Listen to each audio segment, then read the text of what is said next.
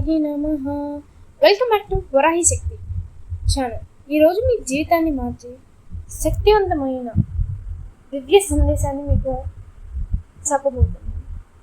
మీరు మా ఛానల్ని మొట్టమొదటిసారి చూస్తుంటే ఇప్పుడే సబ్స్క్రైబ్ చేయండి. ఈ వీడియో మీకు శుభాన్ని తీసుకొస్తే లైక్ చేయండి. అలాగే మీ కుటుంబ సభ్యులకు, స్నేహితులకు, శ్రేయోభిలాషులకు కూడా ఈ దివ్య శక్తి చేరాలంటే వీడియో షేర్ చేయండి. అలాగే అమ్మ భక్తులందరికీ నమస్కారం తల్లి. నీ హృదయంలో దాచుకున్న బాధలు అమ్మకు తెలుసు బిడ్డ.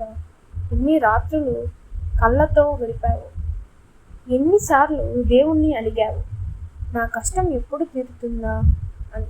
కానీ ఈరోజు నుంచి నీ జీవితంలో మార్పు మొదలవుతుంది తల్లి.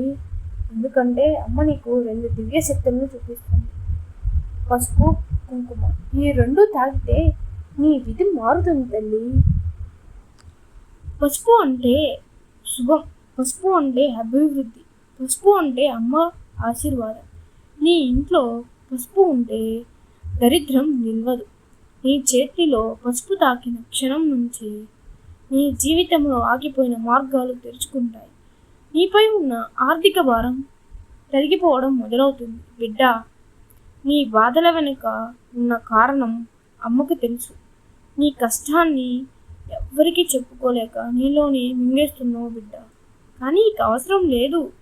అమ్మ చెప్తుంది, నీ కన్నీళ్ళు ఇక భూమిని తాకవు.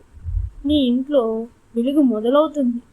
నీ ఇంట్లో శుభవార్తలు వినిపిస్తాయి. ఆగిపోయిన పనులు ముందుకు సాగుతాయి. అలాగే కుంకుమ అంటే అమ్మ శక్తి. నీ నుదుట పెట్టుకుంటే నీ ఆగిపోయిన కోరికలు కదలడం మొదలవుతాయి. ఎన్నిసార్లు నువ్వు ప్రయత్నించినా విఫలమయ్యావో, కానీ ఇప్పుడు అమ్మ నీ చేతిని పట్టుకుంది. నీ కన్నీళ్లకు ముగింపు, నీ ముఖంలో వెలుగు. బిడ్డ, నీ గుండెలోని మాటలు నాకు వినిపిస్తున్నాయి. నీవు ఒంటరిగా లేవు బిడ్డ, నాతోనే ఉన్నావు. మంగళవారం లేదా శుక్రవారం పసుపు కుంకుమ దీపం మీ ఇంటిలో వరాహిమాత పట్టం దగ్గర పసుపు కుంకుమ పెట్టి పూజ చేయి. అలాగే పూజ చేస్తూ ఓం వారాహి సర్వ సౌభాగ్య దయినే నమః.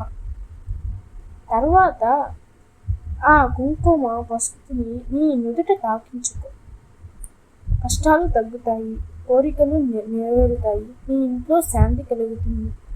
అలాగే ఎప్పుడు వరాహి మాతని నీ మనసులో తలుచుకుంటూ ఉంది.